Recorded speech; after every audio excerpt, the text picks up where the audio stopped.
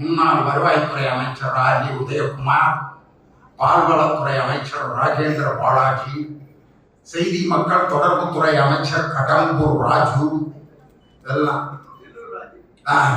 முக்கியமான விஞ்ஞானி, தெர்மோகோல் விஞ்ஞானி மரியாதைக்குரிய கூட்டுறவுத்துறை அமைச்சர் செல்லூர் ராஜு எல்லாம் உட்கார்ந்து அண்ணாமலைங்கிற அந்த தலைவர் நீங்க இருக்கக்கூடாதுன்னு சொன்னதுக்கு என்ன காரணம்? அண்ணாவை பற்றி தரக்குறைவாக பேசினார், உங்கள் முதலமைச்சரை பற்றி தரக்குறைவாக பேசினார், அதனால அவர் தலைவராக இருந்தா நாங்க கூட்டணி சேர மாட்டோம்னு சொன்ன அதே அண்ணாமலை மேடையில உட்கார்ந்துருக்காரு.